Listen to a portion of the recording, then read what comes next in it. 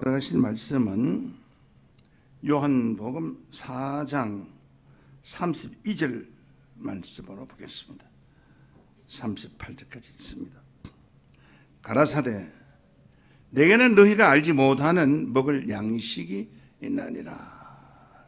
제자들이 서로 말하되 누가 잡수실 것을 갖다 드렸는가 한데 예수께서 이르시되 나의 양식은 나를 보내신 이의 뜻을 행하며 그의 일을 온전히 이루는 이것이니라. 너희가 넉 달이 지나야 추수할 때가 이르겠다 하지 아니하느냐. 내가 너희에게 이르노니 눈을 들어 밭을 보라. 휘어져 추수하게 되었도다. 거두는 자가 이미 싹도 받고 영생에 이르는 열매를 모으나니 이는 뿌리는 자와 거두는 자가 함께 즐거워하게 하려 함이니라. 그런즉 한 사람이 심고 다른 사람이 거둔다는 말이 옳도다. 내가 너희를 노력지 않은 것을 거두러 보내었노니 다른 사람들은 노력하였고 너희는 그들의 노력한 것에 참여하였느니라. 아멘. 요한복음 4장 32절에서 38절 말씀까지 봉독해 드렸습니다.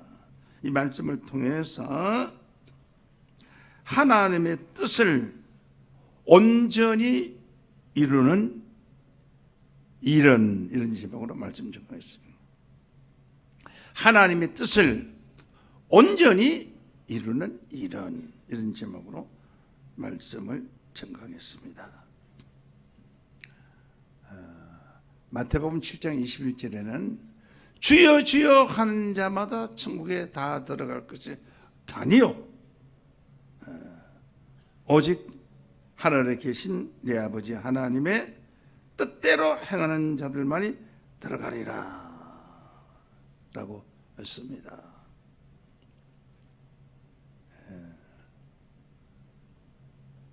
하나님의 뜻대로 행하는 자들만이 천국 간다고 했어요.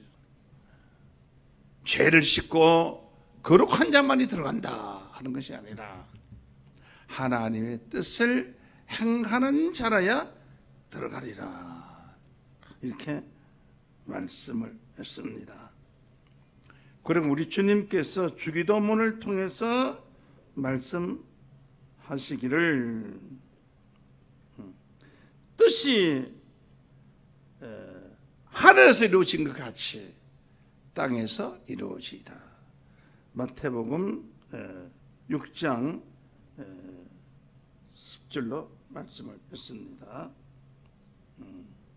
뜻이 하늘에서 이루어진 것 같이 하늘에 하나님 뜻이 이루어지는데 그 뜻이 땅에서 이루어지이다 라고 했어요. 그래서 하나님의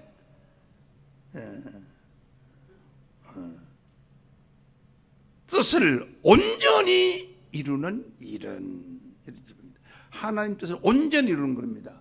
그러면 어떻게 되겠어요? 뜻이 하늘에서 이루어진 것 같이 땅에서 이루어지는가? 땅에서 하나님의 나라가 이루어질 줄로 믿습니다. 땅에서 이루어지는 거예요. 저 공중에 올라가는 게 아니고 뜻이 하늘에서 이루어지는 거예요. 계시록 11장 15절로 보면은 일곱째 천사가 나팔을 불매 하늘에서 큰 음성이 나서 가로되 세상 나라가 따라해 보실 거예요. 세상 나라가 우리 주와 그리스도의 나라가 되어 그가 세세토록 왕노로 하리라. 세상 이 나라가 우리나라가 세상 나라예요. 북한도 세상 나라예요. 지구상에 있는 모든 나라가 다 세상 나라예요. IS 살인자가 있는 그 동네도 세상 나라예요. 세상 나라가 우리 주와 그리스도의 나라가 되어라고 했거든요. 이것이 이 뜻을 온전히 이루는 일은 무엇이냐? 온전히 이루는 일은 오늘 제목이 하나님의 뜻을 온전히 이루는 일은 했습니다. 뜻이 하늘에서 이루어진 것 같이 땅에서 이루어지는 그 일은 오늘 말씀을 잘 듣고 뜻이 하늘에서 이루어진 것 같이 땅에서 이루어지는 온전한 일을 요침받는 자들로 축복되시길 원합니다. 오늘 증거될 말씀은 비유로 기록이 되어 있습니다. 네.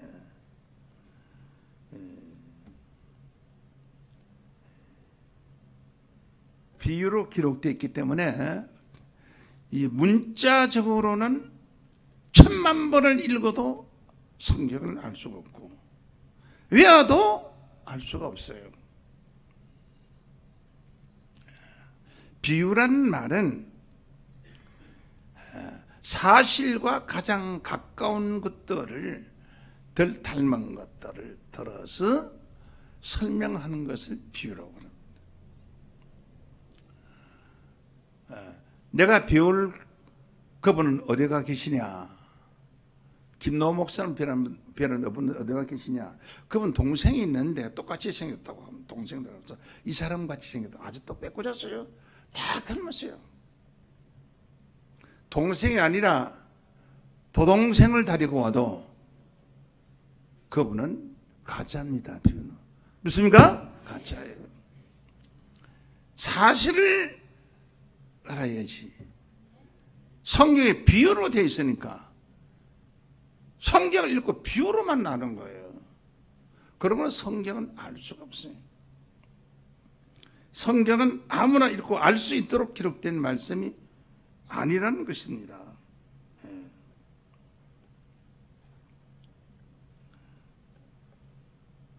마태복음 13장 24절에 보게 되면은 예수께서 그들 앞에 비유를 베풀어 가라사대 천국은 좋은 씨를 제밭에 뿌린 사람과 같으니라고 했어요. 자기 밭에 뿌린 사람과 같다. 좋은 씨를. 이 성경 구절 뒤에 있는 성경 구절까지 다 읽어도 1000번을 읽어도 천국 알 수가 없습니다. 절대로 알 수가 없어요. 왜? 비유로 기록되어 있기 때문에. 비유를 베풀어서 말했잖아요. 마태복음 13장 34절로 보면은 예수께서 이 모든 것을 우리에게 비유로 말씀하시고 비유가 아니면 아무것도 말씀하지 아니하셨으니 라고 했어요. 비유가 아니면 아무것도 말씀하지 아니하셨으니라고 했기 때문에 비유로 말씀하셨다는 거예요.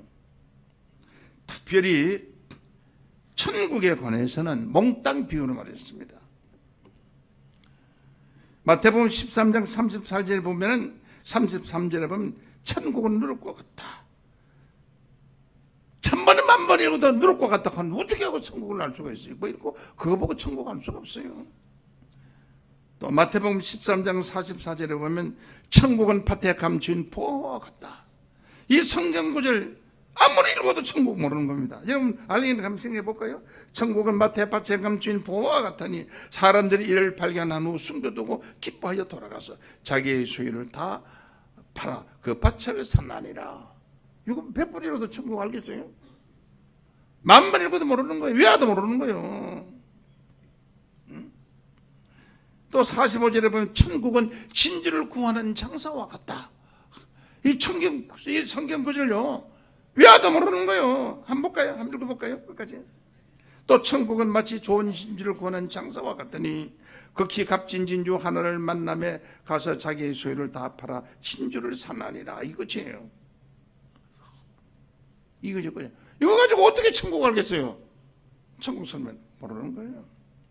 비유로 기록된 말씀은 읽어도 알 수가 없고 외워도 알 수가 없고 들어도 알 수가 없습니다. 또 47절에 천국은 거물을 치고 고기 잡는 것과 같다. 이거 읽어도 알 수가 없는 겁니다. 또 마태복음 25장 1절에 천국은 열처녀와 같다. 열처녀 비유 아무리 읽어 들어봐야 알 수가 없는 거예요. 모르는 거예요. 제자들이 몰랐어요. 그래서 제자들이 뭐라고 말해? 예수님께 뭐라고 말했느냐 하면은 왜 이렇게 비유로만 말씀하시니까 실상으로 사실로 좀 말씀해 주십시오 했습니다. 그 제자들이 항의를 한 거예요. 알 수가 없으니까. 이 성경이 막 90% 이상이 다 비유로 되어 있기 때문에 알 수가 없는 거예요. 이거 모르게끔 되어 있어요. 정한 때까지. 다니엘서 12장 10절에 있는 말씀과 같이 이 세상 끝날까지 숨겨둔 거예요. 비밀은 모르게 돼 있는 거예요. 모르게 돼 있는 걸 지가 잘난 체하고 지가 잘 아는 체하고 말하지만 전부 허풍치는 거예요. 모르게 돼 있어요. 자, 제자들이 항의하는 모습을 보겠습니다. 이 말씀을 잘 들어야 됩니다. 제자들이 항의하는 모습과 예수님 답변하는 내용을 잘 들어야 됩니다. 마태복음 13장 10절로 봅니다. 보면은 제자들이 예수께 나와 가로되 어찌하여 저희에게 비유로 말씀하시나이까? 비유로 말하는 거 할 수가 없잖아요. 이것은 마태복음 13장 1절부터 9절까지 얘기를 듣고 알 수가 없단 말이에요. 그 뒤에 말씀도 마찬가지예요. 뒤에 말 34절까지 다 읽어도 알 수가 없어요. 47절까지 읽어도 알 수가 없어요. 천국에 관해서. 그래 어찌하여 비유로 말씀하시나이까 하니까 예수님 답변이 대답하여 가라사대 천국의 비밀을 아는 것이 너희에게는 허락이 되었으나 저희에게는 난이 되었나니. 이 벼락 같은 사람이 저희가 누굽니까? 예수 제자들 외에 저희들 율법사와 바리새인들 수많은 유대인들 수천 명이 모이는 그 저희들에게는 천국이 허락되지 않았다. 그래서 비유로 말한다 이런 얘기예요. 비유로 말하면 모르게 되어 있습니다. 성경은 비유로 기록되어 있어요. 비유가 아니면 아무것도 말씀하지 아니하셨으니 했지 않습니까? 그러면 어떻게 예수님이 혼자 계실 때 불러서 자세하게 설명했어요. 혼자 계실 때. 마태복음 13, 마가복음 4장 30절로 4장 30절.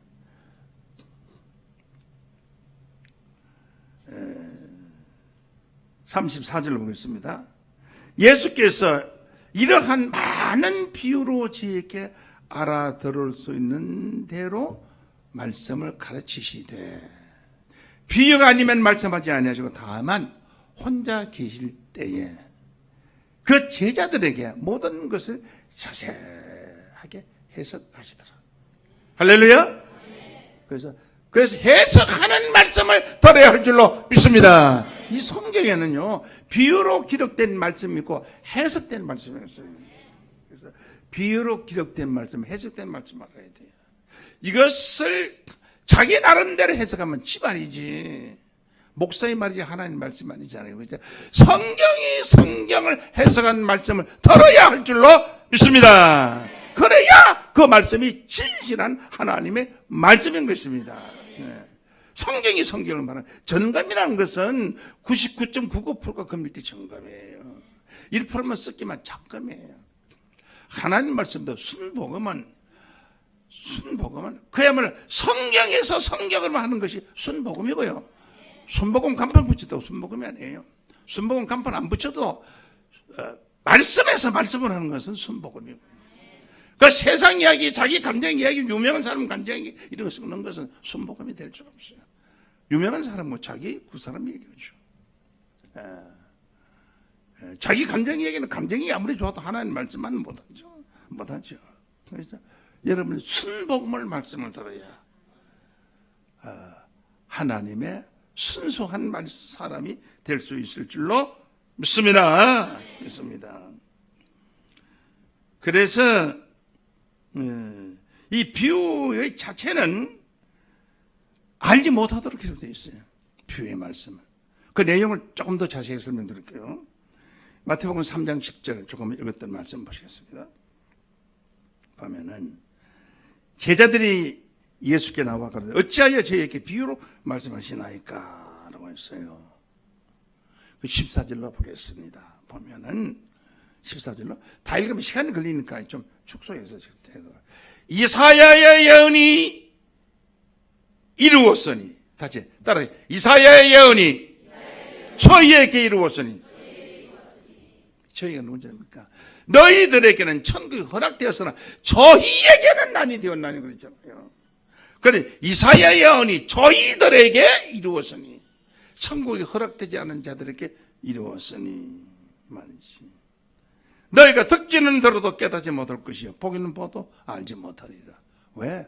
비유로 말씀해 놨으니까 100번 들어도 모르고 보아도 모르고 뭐야도 모르고 깨닫지 못하리라. 이게 이사야가 이런 말을 했는데 이것이 저 율법사 바리새인들에게 이루어졌다는 것이에요. 그래서 저자들에게 다 알게 사실로 말할 수가 없잖아. 그래서 예수님의 제자들이 있을 때에 자세하게 다시 설명해 주신 것입니다. 여기에는 마태복음 13장에는 비유로 하시는 말씀이 있고 자세하게 다시 설명해 주는 말씀이 또 있어요. 그런데 그건 제가 설명할 시간이 없으니까 13장을 전체를 자세히 보십시오. 그런 말씀이 나옵니다. 제가 오늘 본문 말씀을 전하고자 하는 뜻이 있기 때문입니다. 시간적으로 맞지 않아서. 보긴 보아도 알지 못하리라. 왜? 비유로서 나서는 걸 알지 못하죠. 군에서 그 무전병이 높은 사람에게 전벌을 칩니다. 독수리 2마리가 떴습니다. 뚜꺼비가 5마리가 올라옵니다. 꽁병아리가요 한 500마리나 있고요. 그 무슨 말인지 어떻게 알아요? 암호물이에요. 성경은 비유라는 말은 지금 암호물로 되어 있어요. 성경이 되어 있어요. 독수리가 떴다는 건 비행기가 떴다는 거예요. 적기가 떴다는 거예요. 뚜꺼비가 5마리를 오른다는 것은 적탱크가 오른다는 거예요. 꽁병아리가 나타났다는 것은 말이 나타나는 것은 적병이 많이 나타났다. 이게 아무런 말이에요. 그런데 그 독수리를 알고 뚜꺼비를 알고 꽁병아리를 안다면은 적에게 다 만약에 죽을 거 아닙니까? 이거 적기가 떴구나. 큰 전쟁이 벌어지게 생겼구나. 탱크가 막 5대나 왔구나. 이거 큰일 났구나. 준비해야 되겠구나. 포로 쌓아야 되겠구나. 생각 준비할 거 아니겠습니까? 이와 같이 성경은 비유로 기록이 되어 있어요. 실상으로 기록된 게 아니에요. 비유로 기록. 참 비유가 아니면 아무것도 말씀하지 아니하시고까지 말씀을 하신 것입니다. 자, 이사야 마태복음 13장 14절은 눈으로 보아도 귀로 들어도 깨닫지 못한다. 15절 봅니다. 이 백성들이 마음이 완악해져서 돌같이 굳어졌다는 말이에요. 간이 굳으면 죽어요. 그게 간암으로 죽는 거예요. 그래서 그 귀는 듣기에 둔하고 눈은 감았으니 이는 눈으로 보고 귀로 듣고 마음으로 깨달아 돌이켜 고침을 받을까 두려함이라. 예수의 말씀을 들어보니까 눈으로 보고 귀로 듣고 마음으로 깨달았으면 얼마나 좋아요. 그렇게 돼도 내가 예수의 말씀을 듣다가 내가 넘어가면 자꾸 이단한테 넘어가면 자꾸 이런 생각이 든다는 거예요.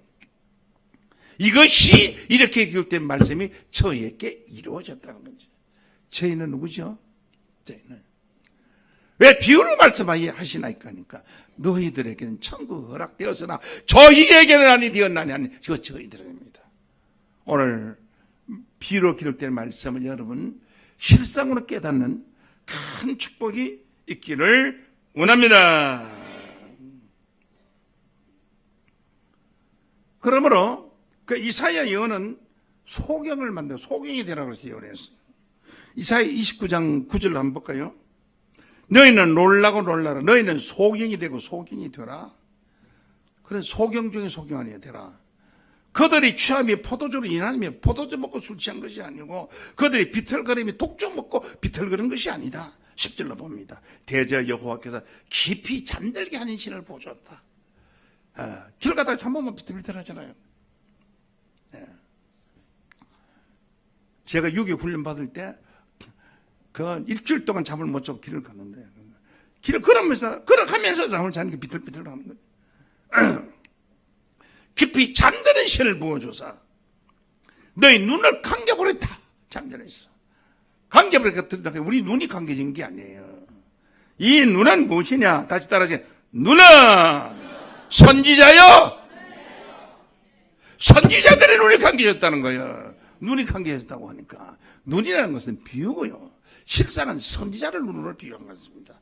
선지자들 눈이 성경이 다 가려졌어요. 그러니까 백성들이 전부 잠자다가 걸어가는 것이 비틀비틀하는 거예요. 전부 성경을 아는 사람은 못해요. 알지는 못해요. 20년 30년 믿었어도 성경 구절 하는 제대로 몰라요.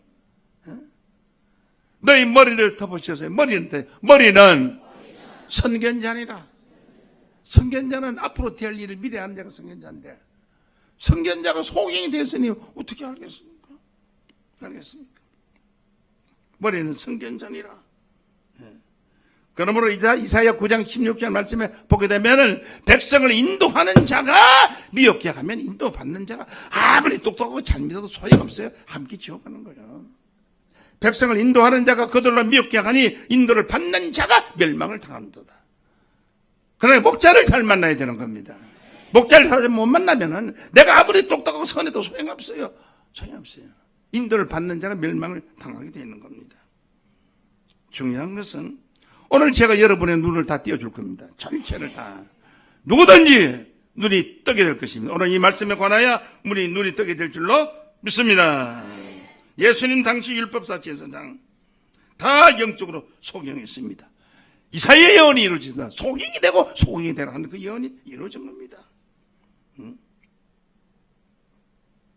그다음에 오늘 본문 말씀 지금부터 보겠습니다. 요한복음 4장 32절입니다. 가라사대 내게는 너희가 알지 못하는 먹을 양식이 있다.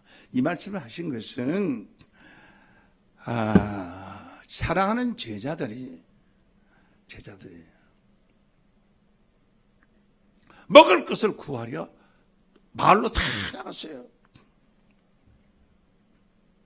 예수님 혼자 계셨어요. 그래서 나갔다가 먹을 것을 가지고 돌아오셨어요. 오셨는데 예수님이 또 비유로 말씀하시기를 뭐라고 말씀하시는 거 아니요? 이렇게 말씀을 했어요. 내게는 너희가 알지 못하는 먹을 양식이 있다 이랬단 말이에요. 이상하네. 주님이 혼자 계시고 우리 다 같이 나갔다가 다 같이 들어왔잖아. 근데 온 사람도 없는데 예수님이 먹을 양식이 있다니? 그래 누가 잡수실 것을 갖다 드리는가? 33절을 보세요. 제자들이 서로 말하되 다시 누가 잡수실 것을 갖다 드리는가? 이렇게 생각한 거예요. 시기 질투가 난 거예요. 누가 모르게 살짝 갖다 주지? 그러니까 예수님께서 말씀하시기를 예수께 이르시되 나의 양식은 나를 보내시니 하나님이 뜻을 행하며 다시 나의 양식은 예수의 양식은 예수를 보내신 이의 뜻을 행하며 다시 그 뜻에 대한 일을 온전히 이루는 이것이 이라. 그러면 제자들은 육신적으로 알아듣고 예수님은 영적으로 말을 하니까 주인이 알아들을 수가 없죠. 영적으로 비유로 말하니까 알을 수가 없어요. 그래서 나의 양식이라는 것은 너희들이 먹는 주기도문을 할 때 일용할 양식을 줍서 그런 양식이 아니다 말이지. 이런 양식이 아니다. 나의 양식은 나를 보내시니 하나님의 뜻을 행하며 그의 일을 온전하게 이루는 것이다. 하나님 뜻을 온전하게 이루면은 이 땅에 그리스도의 나라가 이루어질 줄로 믿습니다. 뜻이 하나서 이루어진 것이 땅에서 이루어지다. 그걸 온전하게 이루는 것입니다. 오늘 이 말씀 가운데에서 그 엄청난 비밀이 숨겨져 있다는 것을 교침받기를 원합니다. 이것입니다. 그러므로 이 양식을 세상의 양식을 가리켜서 말하는 것이 아닌데 제자들은 육신의 양식으로 생각하고 누가 잡수실 것을 갖다 드리는가 한데 라고 말했습니다. 요한복음 6장 51절로 보면은 예수께 나는 하늘에서 내려온 산떡이니 구역 성경에는 하늘에서 내려온 양식이니 이렇게 기록되어 있어요. 산떡이니 이 떡을 먹으면 영생하리라. 나는 하늘에서 내려온 산떡이니 산떡 해석했습니다. 예수님이 그랬어요. 예수님 자신이 머리끝부터 발끝까지 몽땅 하늘에서 내려온 산떡인 줄로 믿습니다. 산떡이다 이 말이지. 사람이 이 떡을 먹으면 영생하리라. 이렇게 말했어요. 이런 말을 사람들이 어떻게 알아들었습니까? 비유로 한 말씀입니다. 나의 줄 떡은 곧 세상의 생명을 위한 내 살이로라 하시니라. 예수의 살과 피를 하늘에서 내려온 산떡이라고 했습니다. 이 땅에 있는 떡을 먹으면 먹은 자 다 죽습니다. 예수의 하늘에서 내려온 산떡을 먹어야 영생합니다. 오늘 이 떡을 여러분들이 먹기를 원합니다.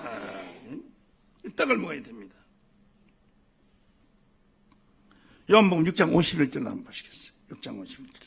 나는 하늘에서 내려온 산떡이니 사람이 떡을 먹으면 영생하리라. 나의 줄 떡은 이 세상의 생명을 위한 나의 살이니라. 52절. 이러므로 유대인들이 서로 다투어가는데 이 사람이 어찌하여 제 살을 우리에게 주어 먹게 하겠느냐. 이 욕을 어떻게 먹게 하겠느냐. 이 기먹으니까 영의 말을 들을 수 없어. 육의 소리로 육의 사람 영의 소리를 들을 수 없으니까 이 기먹으니까 진짜 이 예수의 인육을 먹으러 간 줄 알아요. 그래 그 당시 예수의 제자들이 많았는데 다 도망가 버렸어요. 요한복음 6장 66절 보시겠습니다. 이러므로 제자 중에 많이 물러가고 다시 그와 함께 다니지 아니하리라. 아이고 큰일 날 뻔했네. 예수님이 하나님 아들은 예수가 자기 살을 먹으래. 살을 먹으래. 그 인육을 먹으래. 그거 다시는 우리가 예수 따라다닐 필요가 없다고. 다시는 그와 함께 다니지 아니하니라. 자, 요한복음 6장 53절로 보겠습니다. 53절. 예수께서 이르시되 내가 진실로 진실한 건 정말이야. 이 진짜야 이 말이에요. 진실로 너희에게 이르노니 인자의 살을 먹지 아니하고 인자의 피를 마시지 아니하면 너희 속에 생명이 없나니라. 생명이 없나니라. 내 살을 먹고 내 피를 마시는 자는 영생을 가지고 내가 마지막 날에 그를 다시 살리리니 내 살은 참된 양식이요. 내 살은 참된 양식이요. 내 피는 참된 음료로다. 그러고 내 살을 먹고 내 피를 마시는 자는 내 안에 거하고 예수 안에 거하고 나도 그 안에 거하나니 살아계신 아버지께서 나를 보내심에 내가 아버지로 인하여 사는 것 같이 나를 먹는 그 사람도 나로 인하여 살리라. 여러분 예수를 먹는 자 되기를 원합니다. 그러니까 예수를 먹으면 예수님 요 안에 계실 거 아니에요. 안에 계실 거 아니에요. 안에 계신단 말이야. 그러면 주님 왜 그래?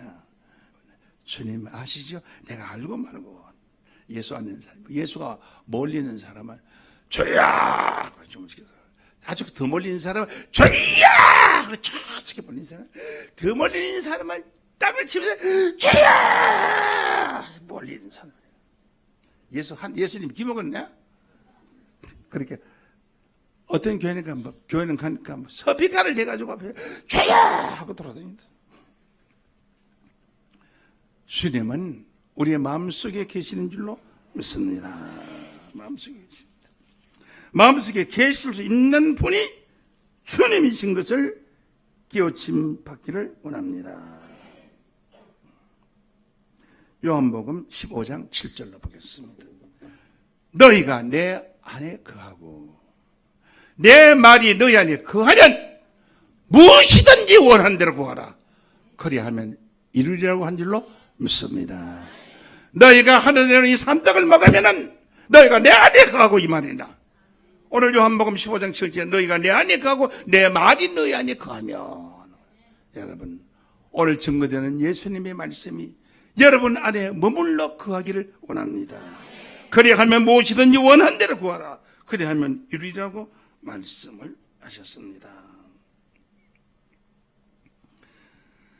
자, 이제 이런 말씀을 통해서 오늘 본문 말씀 32절부터 다시 한번 보도록 하겠습니다.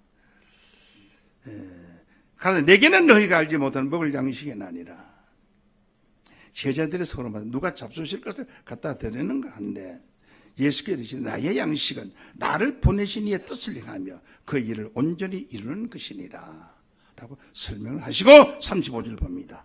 너희가 넉 달이 지나야 추수할 때가 이르겠다 하지 아니하였느냐. 내가 너희에게 이르노니 눈을 들어 바산을 보라 휘어져 추수하게 되었도다. 그랬어요. 예수의 제자들은 넉 달이 있어야 추수할 때가 왔다는 겁니다. 이것도 비유의 말씀이에요. 비유가 아니면 말씀하지 않으시다. 칠판 한번 보십니다.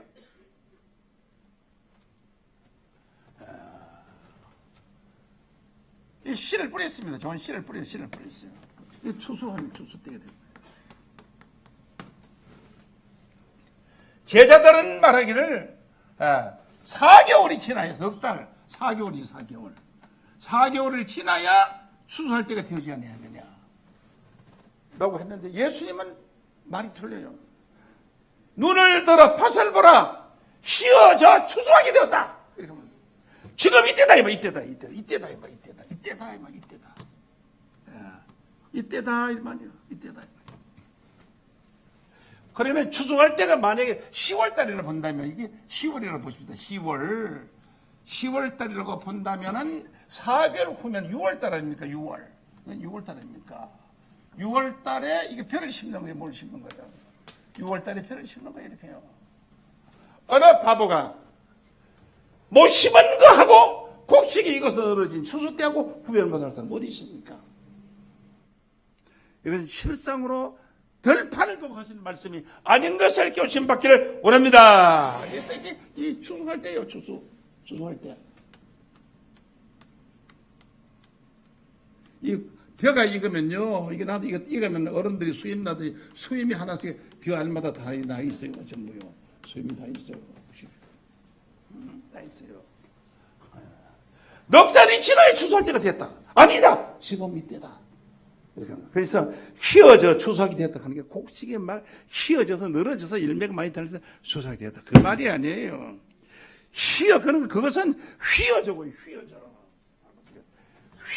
휘어져 하고요. 이건 휘어져 하고는 다릅니다. 휘어진다는 것은 희게 되어 이런 뜻이죠. 성경에는 휘어져가 아닙니다. 거기서 이사야 34장 16절 말씀에 보면 너희는 여호와의 책을 자세히 보라 그랬어요. 자세히 휘어져 추수하게 뭐여 되었도다 이렇게 말씀했습니다.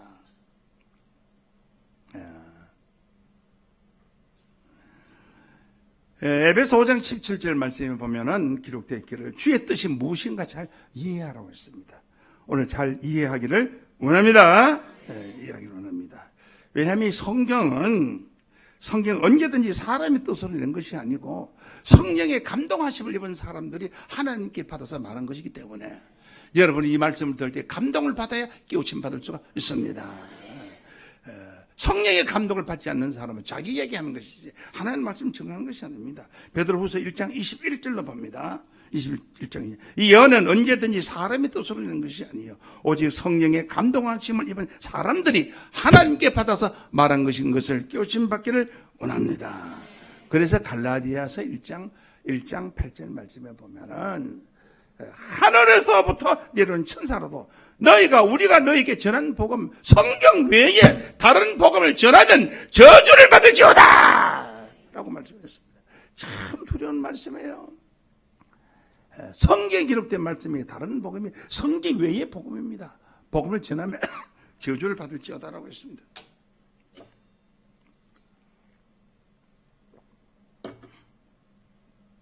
자, 휘어져 추수하게 되었다고 하면 여러분들이 하나님 나라의 곡식인단 말이에요.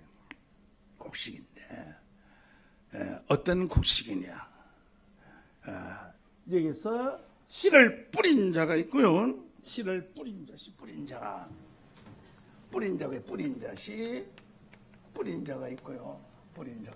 그 다음에 중간에 가꾼 자가 있어요. 가꾼 자가 있고 그 다음에 추수하는 자가 있어요. 하는 자. 이렇게 세 단계를 볼 수가 있습니다. 씨를 누가 뿌리느냐? 마태복음 13장 37절 말씀을 봅니다. 대답하여 가라사대 좋은 씨를 뿌리는 이는 인자요. 인자는 예수님이 자기가 자기를 가리켜 말할 때 인자라고 말했습니다. 옛날 임금이 자기가 자기를 말할 때 짐원 이렇게 말하는 거 마찬가지로 인자요. 좋은 씨를 뿌린 자는 인자 예수님이 뿌린 줄로 있으면 누가 뿌렸어요? 예수가 뿌렸어요. 예수가 좋은 씨를 뿌리는 인자요. 이건 실상의 말씀입니다. 밭은 세상이요. 이것은 비유가 아니에요. 실상이요. 좋은 씨는 천국의 아들들이요. 천국의 아들들을 추수하기 위하여 예수님이 좋은 씨를 뿌린 줄로 믿습니다. 그럼 추수꾼은 누구예요? 천국의 아들들을 추수하는 자들인 줄로 믿습니다. 천국의 아들들을 추수해야 되는데 지금 주의 종들로 꽉 찼습니다. 말씀의 종, 은사의 종, 건너의 종, 신유의 종으로 꽉 찼어요. 저도 종이었어요. 종이 어떻게 하면 아들이 되느냐 하는 문제에 관해서는 제가 설교할 시간이 없으니까 다음 시간에 와서 들으면 좋겠습니다. 내가 1시간 더 했으면 좋겠어요. 한 달에 1시간밖에 강의를 안 해요. 집회가 없어요. 다른 시간이 없어요. 자, 바천 세상에 좋은 시는 천국의 아들들이요 라고 좋은 천국의 아들들을 했고 추수 때는 세상 끝이요. 39절에 다시 추수 때는 세상 끝이요. 그래, 추수 때라고 하는 것은 비유고요. 실상은 세상 끝이고 추수 때입니다. 지금이 추수 때라면 세상 끝이라는 얘기예요. 그렇죠? 추수꾼은 천사들이니 천사라고 쓸 때에 하늘 천자 사자 사자를 씁니다. 사자 사자 하늘 천자 하늘의 사자라는 거예요. 하나님의 보낸 사명자 하늘의 사자 하나님의 보낸 천사 날개 달린 사람의 자가 아니고요. 날개 달린 그런 어린 애기 뭐 천사라 그런 천사가 아니고 그런 천사는 하나님의 아들들을 추수할 수가 없어요. 추수꾼은 천사들이니 라고 했습니다. 다시 본문 말씀으로 돌아가겠습니다. 자, 좋은 씨를 뿌렸다고 했는데 어떻게 콩씨 파치처럼 씨를 바구니에 담아가지고 뿌리느냐? 아닙니다. 마가복음 4장 14절로 보면은 다시 뿌리는 자는 말씀을 뿌리는 것이니 말씀을 뿌려서 천국의 아들들을 추수할 줄로 믿습니다. 아들들 좋습니다. 그래서 종말의 구원은 종으로서 구원을 받을 수가 없어요. 종으로 구원받을 수 있는 방법도 있는데 그것은 소원이 주의 종되기를 원해서 종되는 것이고요. 아들로서 추수가 돼야 아들이 되는 겁니다. 그래서 갈라디아서 4장 7절 말씀으로 보면은 기록되어 있기를 그러므로 네가 이후로는 종이 아니요 아들이니 아들이면 하나님으로 말미암아 유업을 이을 자니라고 했습니다. 여러분 종의 신앙에서 벗어나야 합니다.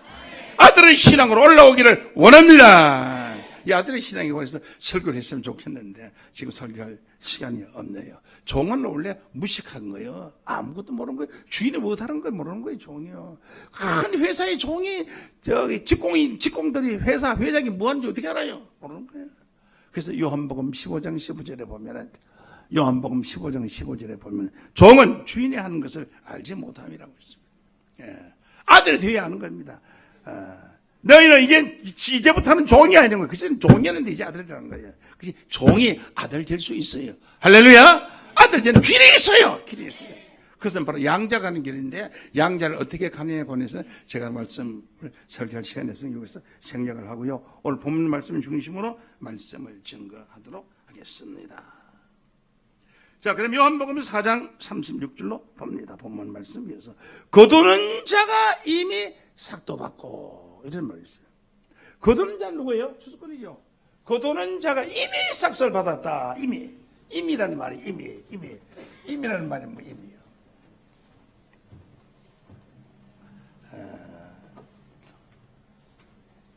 임이라는 것은 무슨 뜻이냐면은 사전에 미리 앞서 이런 뜻입니다. 이미 삭도 받고 하는 것은 이 추수꾼을 미리 품삯부터 받았다는 거예요. 삭도. 품삯부터 받았다는 삭실이 있었나? 삭도 받고 품삯부터 받고 이 말이지. 미리 받았다는 거예요. 미리 사전에 받았다는 거예요.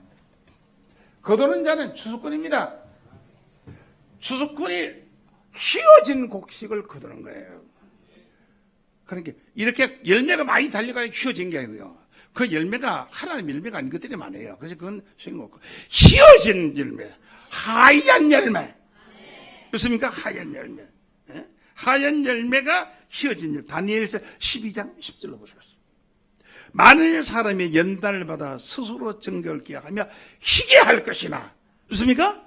그럼 백인이 구원받나요? 아닙니다. 희게 할 것이나 악한 사람은 아무도 깨닫지 못하리니 오직 지혜 있는 자는 깨달으라. 그래서 하나님의 말씀을 깨닫는 지혜 있는 자를 흰 사람이라고 한 줄로 믿습니다.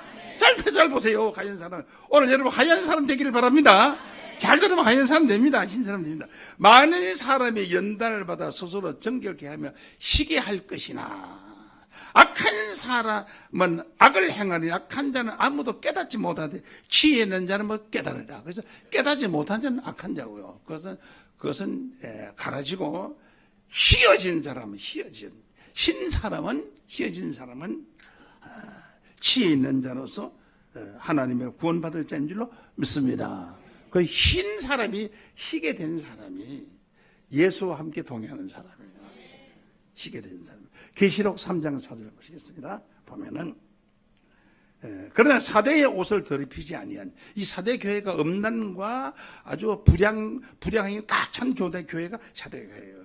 그 사대의 옷을 더럽히지 아니한 자 몇 명이 내게 있어 흰 옷을 입고 나와 함께 다니리니. 휘어진 사람이 영적으로 흰옷 입은 사람이 예수와 함께 다닐 줄로 믿습니다. 그들은 합당한 자의 영혼아. 이게 알고 계요. 알고. 오늘 여러분들이 과거에 잘못 알았던 것은 다 털어버리세요. 성경하고 다른 것은 다 털어버리세요. 요한복음 1장 1절에 말씀이 하나님이라고 했습니다. 성경이 하나님이에요. 하나님이요. 요한복음 5장 39절 말씀 보면 너희가 성경에서 영생을 얻기 위하여 이 성경을 선고하지만 이 성경은 다 예수를 증거한 것입니다. 자기를 증거하면 이단이에요. 마귀새끼예요. 성경은 예수를 증거한 것인 줄로 믿습니다. 그래서 예수를 증거하고 하나님의 말씀을 통해서 내가 잘못하다는 것은 죄를 털어버리는 얘기가 아니고요. 죄가 증거하는 것은 잘못 깨달은 그 자체가 어마어마한 죄요. 그걸 털어버리라 이 말이에요. 털어버리라 이 말이에요. 그래야 희게 할 것이나 많은 사람 연단을 받아서 희게 할 것이나 악한 사람은 아무도 깨닫지 못하리니 했습니다. 오직 치 있는 자만 깨달으리라 이렇게 말씀을 했습니다. 그럼 본문 말씀은 다시 돌아갑니다. 거두는 자가 이미 삭도 받고 영생에 이르는 열매를 모으나니. 그래서 추수꾼이 영생의 열매를 모읍니다. 그래 여기서 추수꾼의 자격이 있어요. 목사들이 다 추수꾼 아니에요. 주의 종들이 다 추수꾼 아니에요. 추수꾼의 자격이 여기 나와 있어요. 어떻게 나와 있습니까? 거두는 자, 잘 들으세요. 따라하세요. 거두는 자는 이미 싹도 받고 품삯을 미리 받은 자가 추수꾼인 줄로 믿습니다. 반대로 나중에 품삯 받을 자는 추수꾼 아닙니다. 다시 거두는 자는 이미 싹 다 받고 벌써 품삯부터 다 받았다 그죠. 우리 시골에서 옛날에 제가 시골 농촌에서 컸기 때문에 잘 아는데 선세공이라는 요즘은 그런 거 없어요. 선세공이라는 게 있어요. 일 잘하는 일꾼요 1년 품삯을 미리 다 줘요. 들어올 때 미리 다 받고 와요. 선세공이라고 그래요. 미리 받고 와요.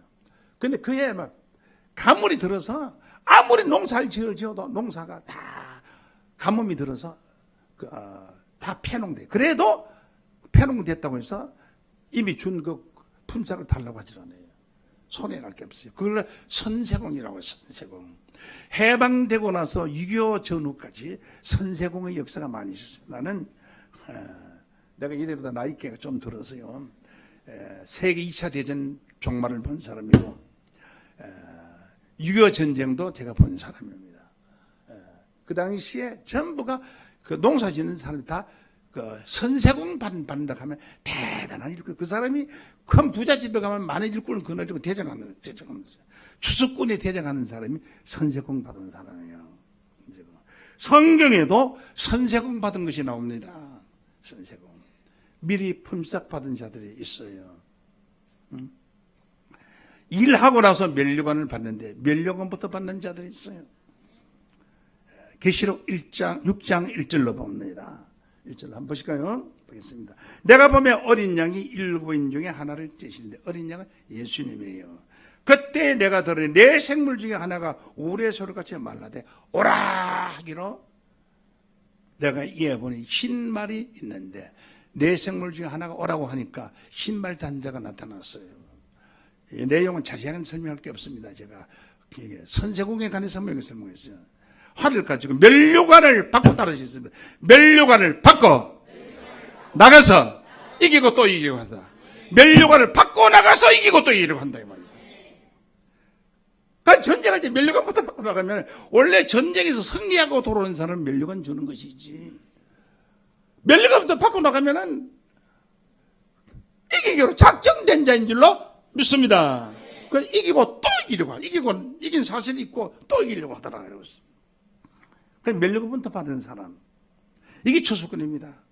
상부터 받았다는 거예요, 여러분. 오늘 이 말씀을 들은 여러분들은 참 축복받았어요. 상부터 받고 면류관부터 받고 주의 일을 하는 축복된 자들 되기를 바랍니다. 그렇게 되는 거예요. 면류관부터 받아야지. 그럼 이 비밀을 면류관부터 받고 일하는 비밀이 아는 사람이 받겠어요? 전에 모르는 사람이 받겠어요? 모르는 사람 받을 수가 없어요. 아는 사람만이 받을 수가 있어요. 또 기록이 되어 있어요.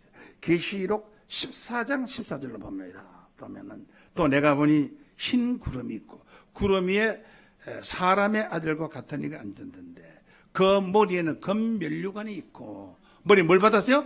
면류관부터 받았어요. 금면류관부터 받았고 그 손에는 이한 낫을 가졌더라. 잘 낫이 잘 드는 낫을 가졌다는 거죠. 아주 이가 날카로운 낫을 가졌더라. 또 15절로 보면 다른 천사가 성전으로부터 나와 구름 위에 앉으신을 향하여 큰 음성으로 외쳐 가로되 네 낫을 휘두르어 거두라. 휘둘 때가 이르러 땅에 곡식이 익었음이로다 하니 구름 위에 앉으니가 낫을 휘두르매 곡식이 거두지니라.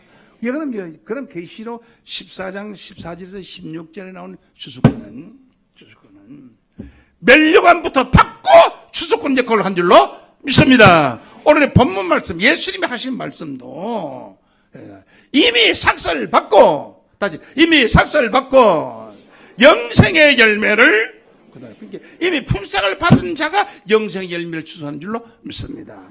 나중에 품삯 받는 사람들은, 나중에 품삯 받는 신앙으로 가르치는 자들은 영생의 나라에 들어갈 수가 없습니다. 없습니다. 영생의 열매를 추수할 자격도 없을 뿐만 아니라 없는 것입니다. 미리 품삯을 받은 자, 사전에 받은 자, 선세공 받은 자.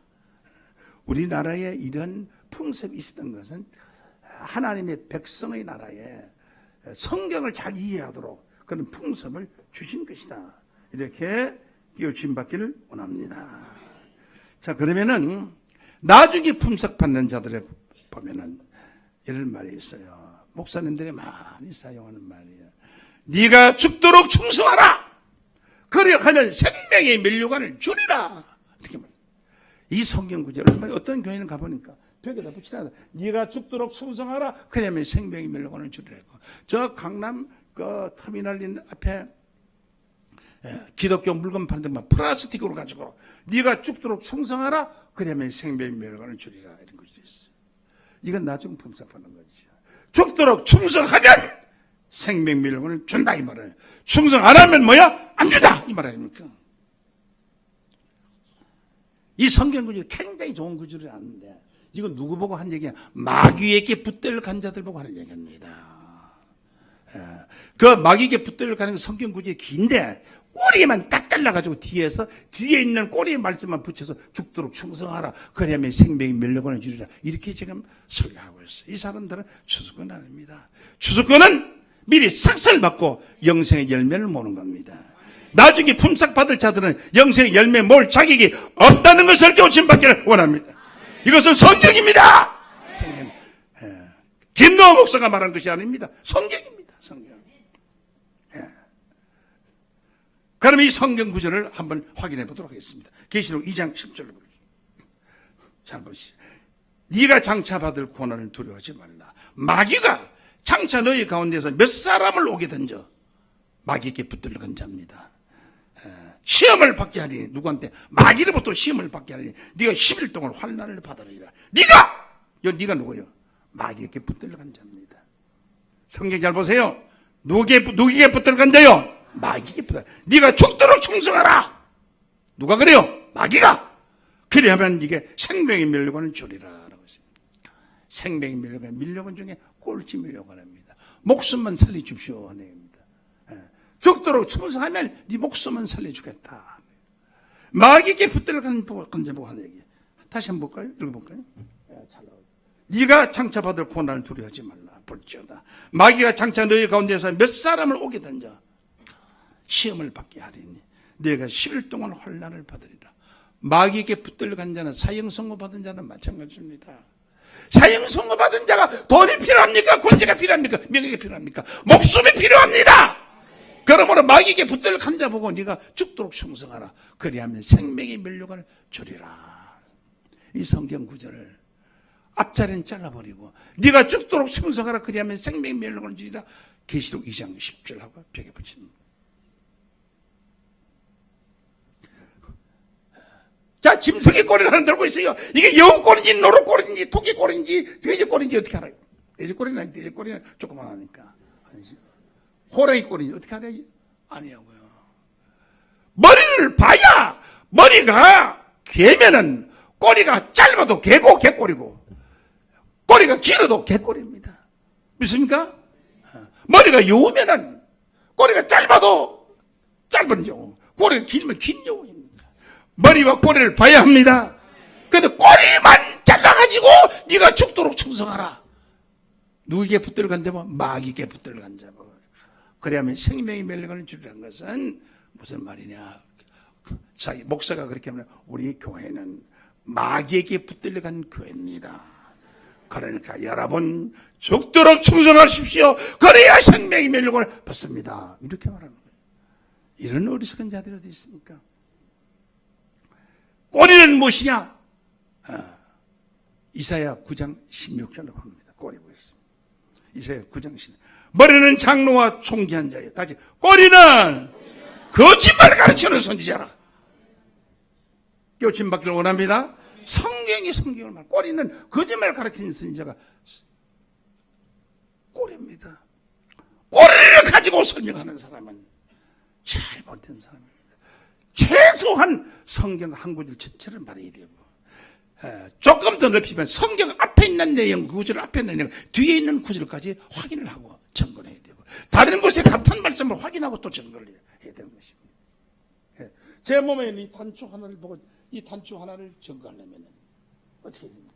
이 단추 하나를 확대, 이 단추가 큰 것인지 작은 것인지 알 수가 없어요. 이 전체를 내 몸 전체를 촬영해서 단추가 붙어서 큰 게 없는 걸 알고, 그 다음에 단추를 점검, 저 단추는 크기가 얼마나 하니까 침착하는 거예요. 성경에 기록된 말씀의 전체적인 내용을 알고서 성경을 증거할 때 바로 증거할 수 있는 줄로 믿습니다. 그러므로 큰 환난을 받게 되었습니다. 그러나 하나님의 말씀을 지키는 성경에는 환난 받고 구원받는 자도 있고요, 환난 안 받고 구원받는 자도 있습니다.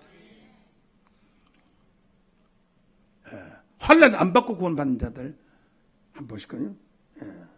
계시록 3장 10절 보겠습니다. 3장 10절. 네가 나의 인내의 말씀을 지켰은즉 내가 또한 너를 지키어 시험의 때를 면케하리니 이는 장차 온 세상에 임하여 땅에 거하는 자들 시험할지라. 온 세상이 시험을 받았고, 그 일반 교회에서 말하는 진리에 대한 성경에도 없지만은 진리에 대한 성경의 근거도 아무 근거도 없는 수지만 큰 환난이 있을 때, 마태복음 24장 21절에 이는 큰 환난이 있겠습니다. 창세 이후로 이런 환난이 있었고 후에도 없으라는 그런 큰 환난이 있을 때에 시험을 받지 않는 것이다. 면케하리라.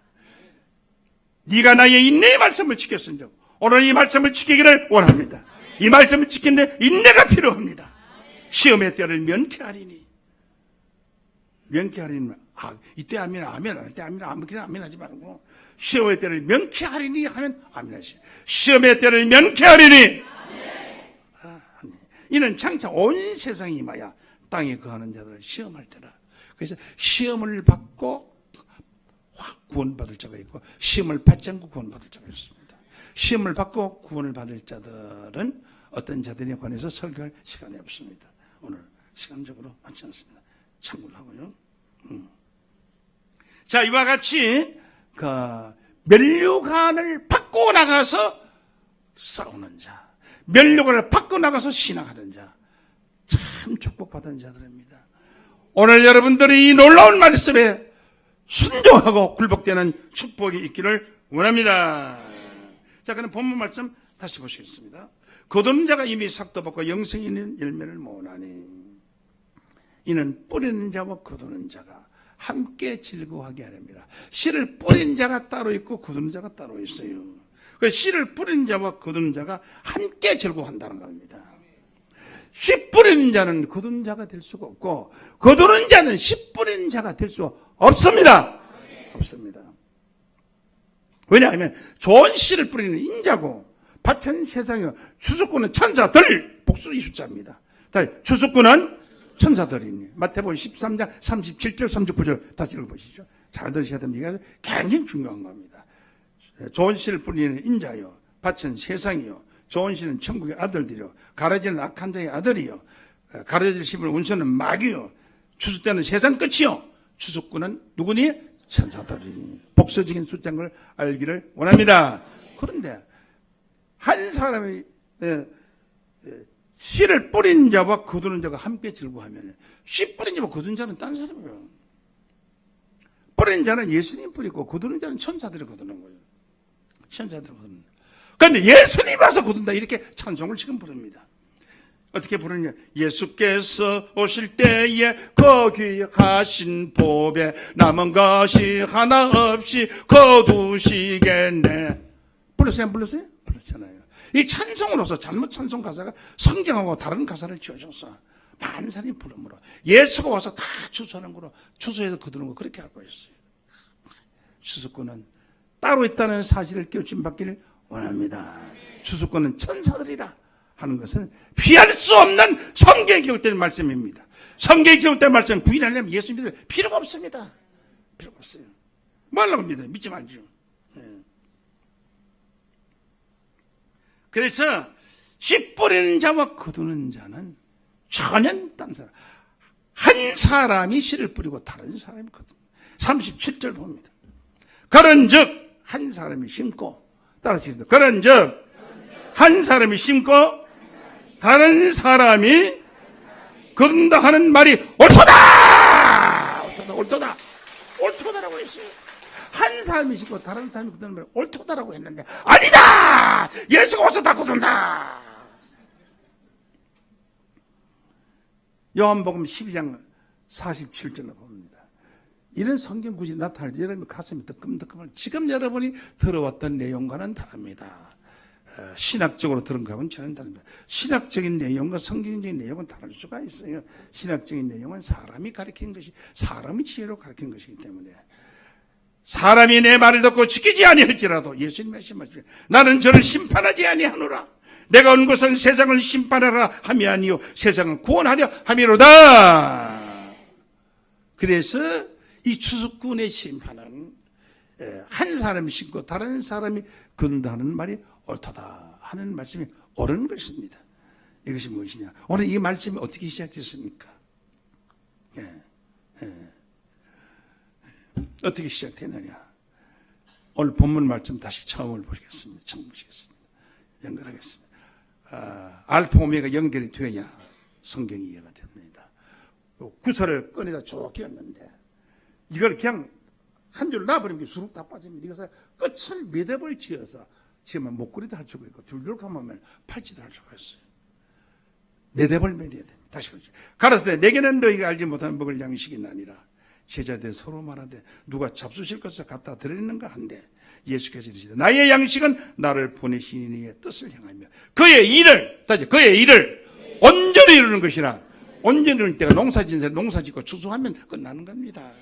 영적으로 하나님께서 추수하면 온전히 이루어지는 것인 줄로 믿습니다. 온전히는 이것이 뭐냐? 그것이 뭐냐? 한 사람이 심고 다른 사람이 거둔다 한 말이 옳도다라고 온전히 이루어진 줄로 믿습니다. 여러분,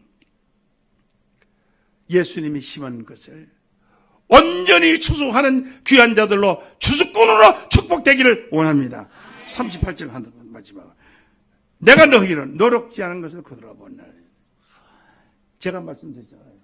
어린 자가 있고 가꾼 자가 있고 거두는 자가 있는데, 가꾼 자에 관해서는 기록이 없어요. 여기는. 다른 곳에는 또 기록이 있습니다 했는데, 마태복음 21장도 있고 있는데 여기는 없어요. 보시겠어요? 너는 노력지 않은 것을 그대로 보내었노니 다른 사람들은 노력하였고 너희는 그들의 노력하는 것에 참여하였나이다.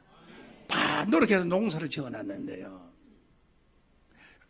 가꾼 자들이 자기 거래요. 하나님의 양을 자기 양이래요. 그러니까 하나님은 돌보지 않는 것입니다. 그냥 가꾸지 아니한 추수꾼을 보낸 것입니다. 노력지 아니한 자를 추수꾼으로 보내는 것입니다. 그렇게 해서 하나님께서 알곡들을 추수하게 할 것입니다. 여러분, 아무리 좋은 말씀을 들어도 이 말씀을 깨달아서 머릿속에 날 것으로 남아 있습니다. 제가 설교할 때는 한 번만 들고 아멘 하고서 등록한 사람이 많은데, 다른 사람 설교하면 왜 안 됩니까? 다 같은 말씀인데 왜 안 되느냐? 칼이 무디서 그래요. 말씀이 날카롭지를 못해서 그래요. 무디서 그래요. 무딘 거는 무딘 나처럼 뜯으면은 불이 벼가 뜯기지 배져질 않아요. 잘 덧나서 그냥 이렇게 손을 이렇게 쑥 흔들면 그냥 이렇게 잡고 이렇게 시골에서 내가 벼를 비워갖고 이렇게 하면요, 그냥 한 주먹 이렇게 그냥 쑥 벼다리 다 넘어가 이랬거든요. 날이 안 서고 무딘 거는 잡아 뜯어도 안 돼. 뜯어도 하는 힘들어요. 여러분, 한 사람을 100번 가도 안 되는데 어떤 사람은 한 번만 가면 되냐? 왜 한 번 가는 사람은 성령이 믿습니까? 말씀을 가졌기 때문입니다. 여러분, 추수꾼으로서 하나님의 뜻을 온전히 이루는 성령이 하나님의 말씀을 가진 자로서 미리 품삯을 받은 자로 축복되시기를 예수 이름으로 간절히 축원합니다. 감사합니다. 이 시간 말씀 마치겠습니다.